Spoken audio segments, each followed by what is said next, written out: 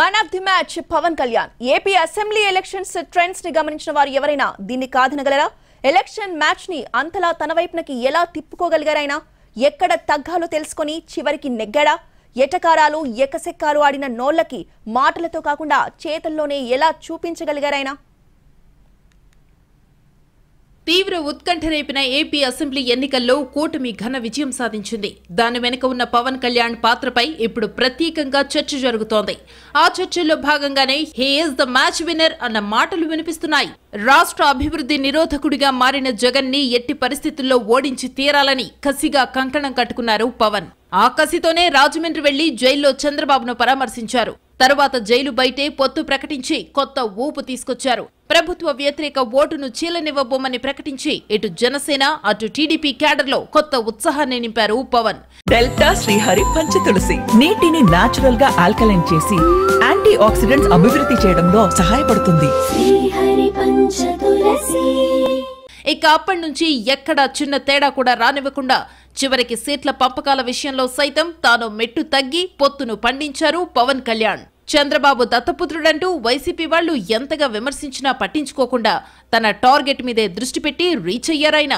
కూటమి కట్టడం నుంచి సక్సెస్ చేయడం దాకా పవన్ పాత్ర కీలకమని మిగతా రెండు మిత్రపక్షాలు చెప్పుకునే పరిస్థితి.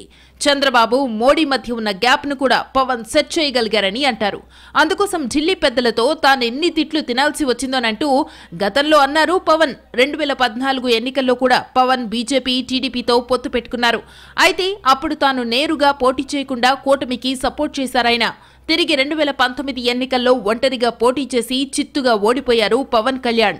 ఆ కసి మొత్తం ఇప్పుడు తీర్చుకుంటూ మొత్తం పోటీ చేసిన అన్ని ఎమ్మెల్యే ఎంపీ సీట్లలో గెలిచి 100% స్ట్రైక్ రేట్ ని సాధించారు. పొత్తు కూటమి పార్టీలన్నింటికీ పరస్పరము కలిసొచ్చింది. అంతా కలిసికట్టుగా వైసీపీని అధపాతాళానికి తొక్కేశారు.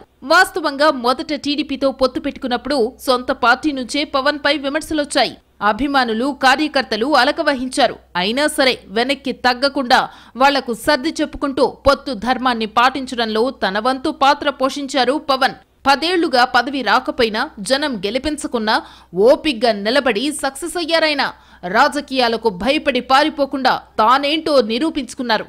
జగన్ పై తనకెలాంటి వ్యక్తిగత ద్వేషమూ లేదంటూనే వైసీపీ విధానాలను ప్రభుత్వాన్ని నడుపుతున్న తీరును తీవ్రంగా విమర్శించారు పవన్. అలాగే ఆ పార్టీని తొక్కి పడేస్తానంటూ పలు సందర్భాలలో ఘాటైన వ్యాఖ్యలు చేసి చివరకు అన్నంత పని చేశారు జనసేన అధ్యక్షుడు. నిజానికి జనసేన ఏర్పడి 10 ఏళ్లవుతున్న క్షేత్రస్థాయిలో పార్టీకి పటిష్టమైన నిర్మాణం లేదు. ఓటు బ్యాంకు ఉంది కానీ పట్టుమని 10 మంది కూడా బలమైన నాయకులు లేరు. అయినా సరే ఇప్పుడు 100% స్ట్రైక్ రేట్ సాధించడం మామూలు విషయం కాదంటున్నారు పరిశీలకులు. పవన్ కళ్యాణ్ ది నిజంగా హీరో పాత్రేనన్నది లేటెస్ట్ టాక్. కసితో ఊగిపోతున్నట్టు పైకి కనిపించిన చాలా విషయాల్లో వెనక్కి తగ్గి ఆయన డైలాగులో చెప్పాలంటే ఎక్కడ నెగ్గాలో కాదు ఎక్కడ తగ్గాలో తెలుసుకుని సక్సెస్ అయ్యారు పవన్.